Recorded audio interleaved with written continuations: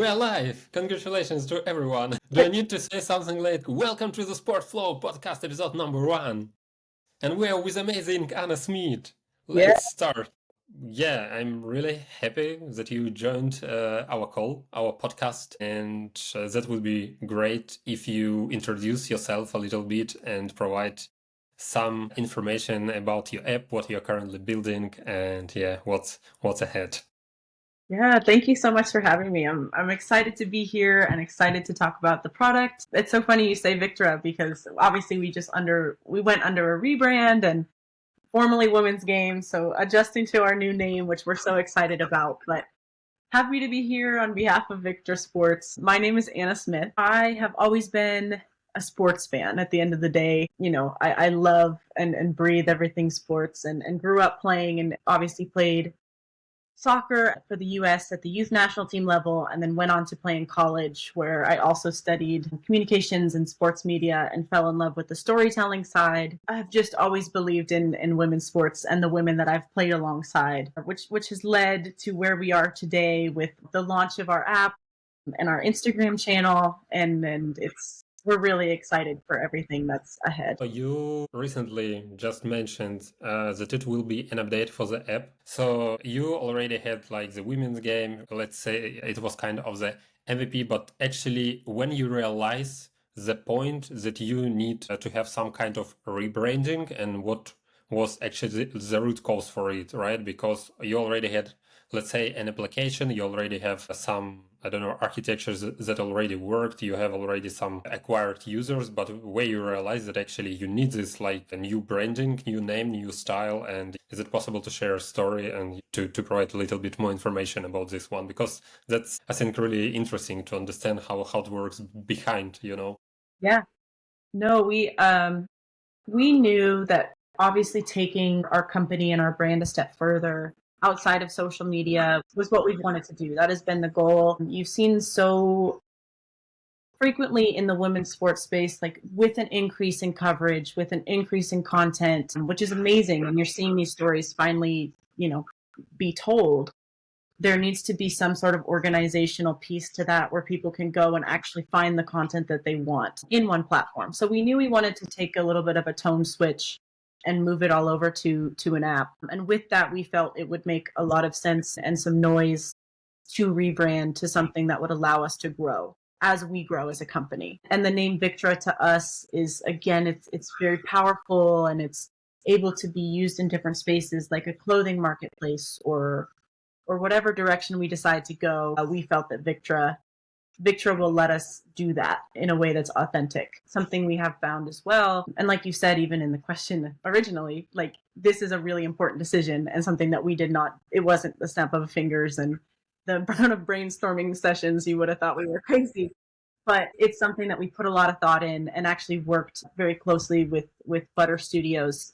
Carrie Seconder has just been such an ally to us throughout this whole process, but we wanted to take a lot of care in that and give the women's sports fan a name that was cool and authentic to them. Yeah, do you already know what kind of features you will include to this new release? And do you have something in plan, or it will be like just the rebranding but with the same functionality? And that's something like I have to give so many flowers to my co-founder Haro Trinkler, because the way he has mastered all of the development side, and that was a whole new world for me. I mean, my background is definitely more on the marketing communication side, but the way that we have worked through together with a great development team, we're really excited to roll this product out and be able to follow up with some really cool features after the release.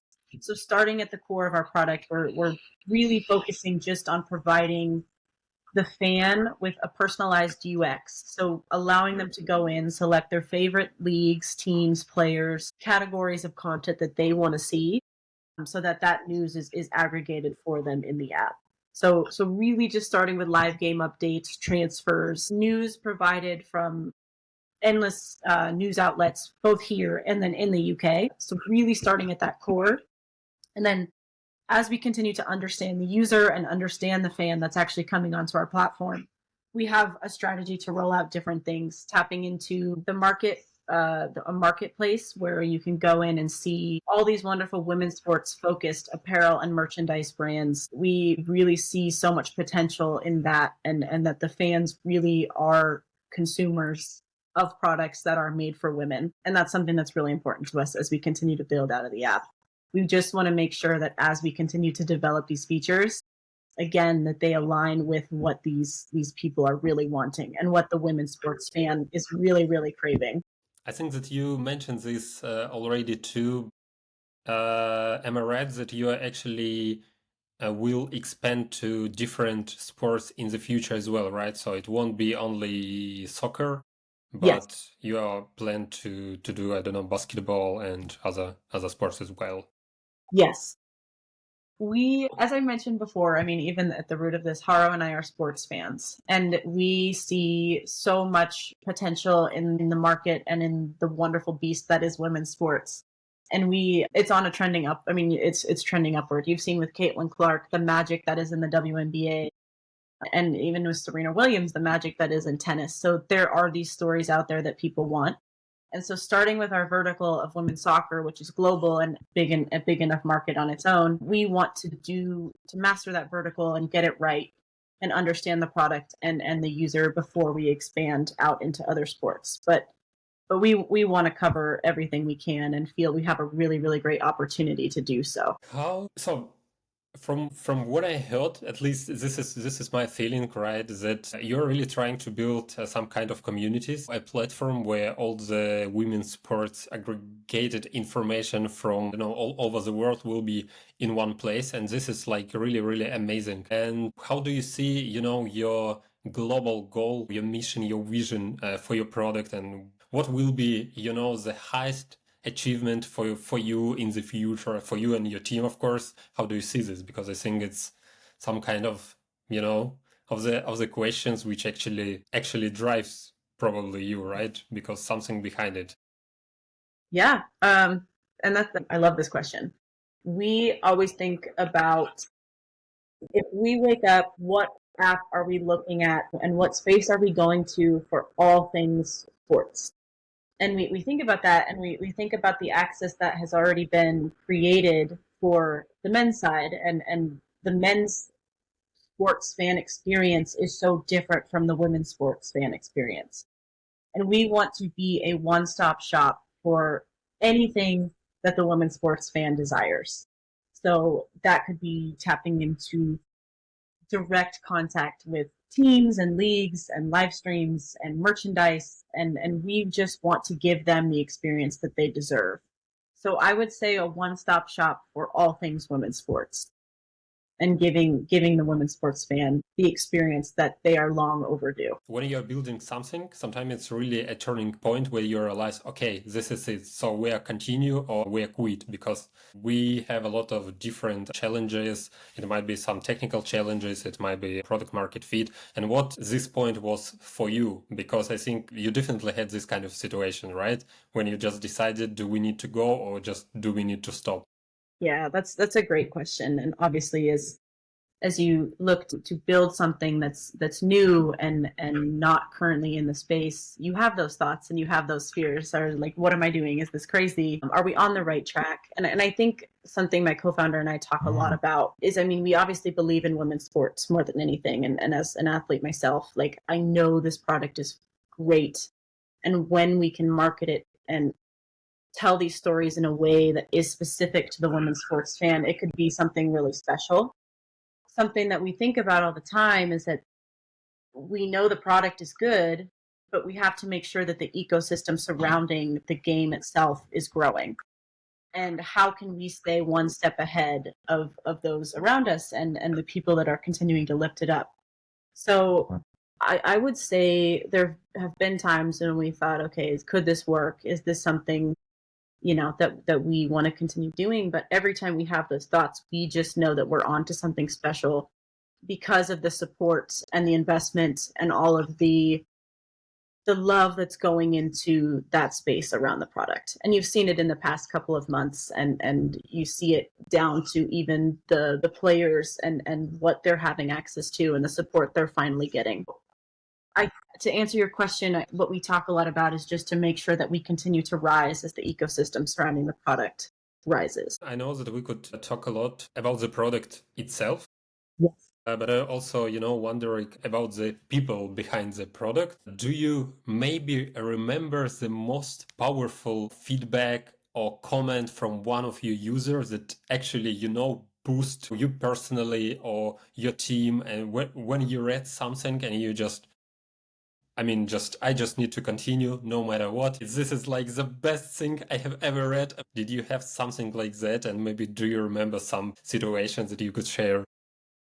Yeah, I love that question because there are those really special moments that you do get that feedback from actual users and people that are seeing what you're doing and seeing the importance of it. We would go out to a lot of different games around the Bay Area and actually getting out and speaking to people who are using the app, taking a look at it, especially the younger group is something for me that I always think is cool. I think that high school range of young people that are really, the next wave of athletes and the next wave of people who just continue to love sports.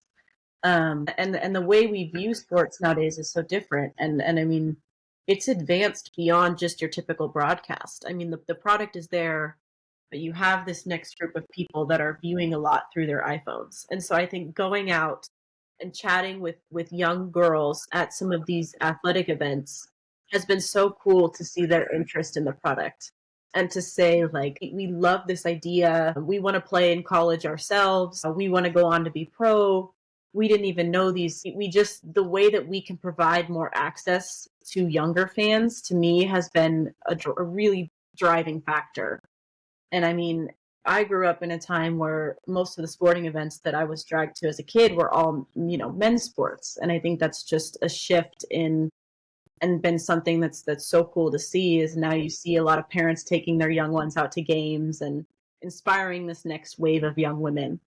So it's been cool to see the feedback from younger people, I would say, and to see, if you can see it, you can do it. If you can see it, you can dream to do it too. So that's been really cool for me. Also, as a co-founder of the product, I think that you understand that currently in the whole startup, especially sports startup ecosystem, a lot of startups just trying to find the product market fit. And I, to be honest, observe like a lot of different products every day because they really a lot and everyone just trying to build something.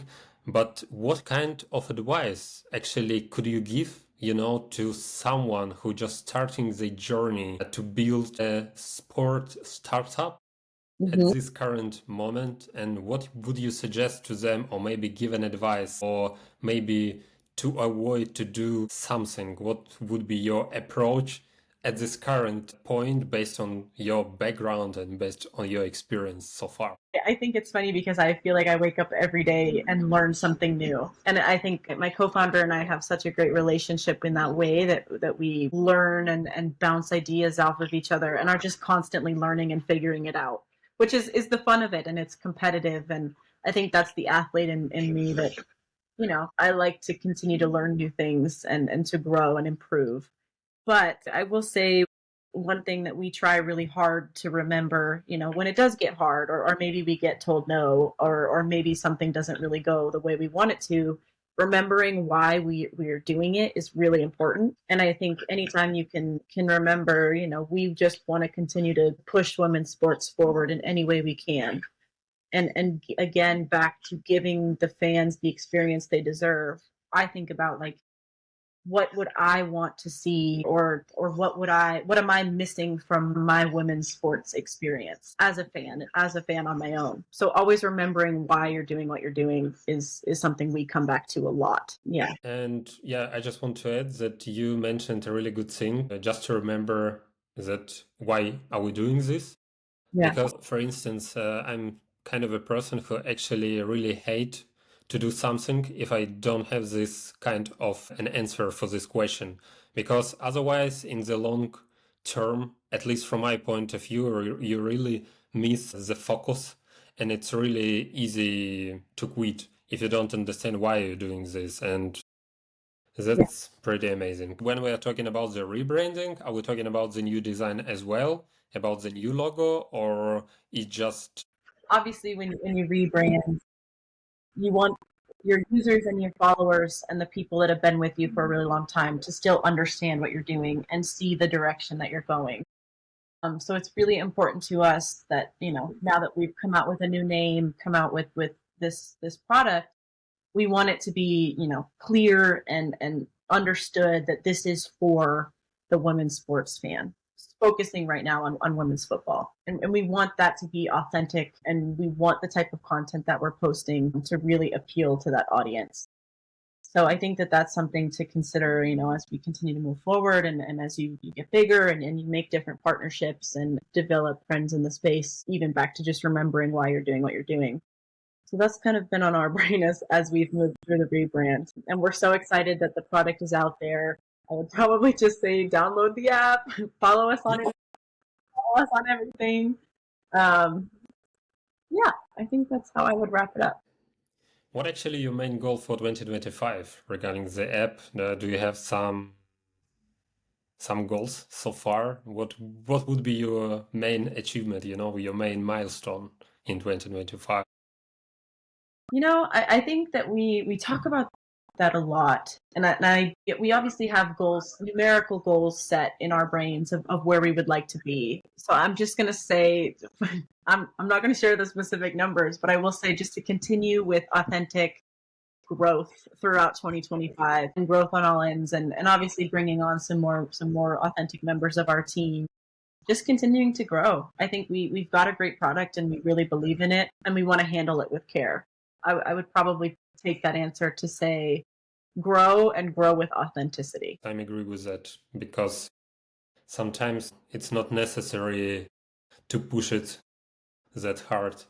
And yeah, actually, I mentioned it already last time, our last conversation, that I, to be honest, believe in your product as well, because I see the huge growth in women's sport, like overall, with all the new leagues, not only WNBA, but also volleyball one. So it's a lot of alternative leagues as well that is currently raising up. And yeah, the industry itself huge. Before your application, I, to be honest, never found something similar like that, especially for women's sport, and that's pretty amazing. Thanks. You're doing a really good job, as for me.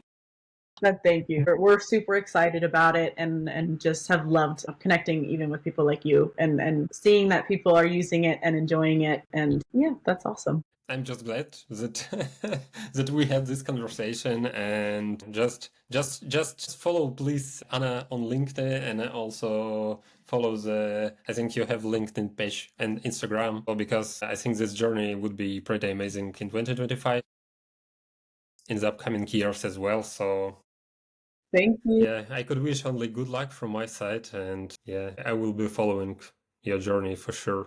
Awesome. Thank you so much. Thank you.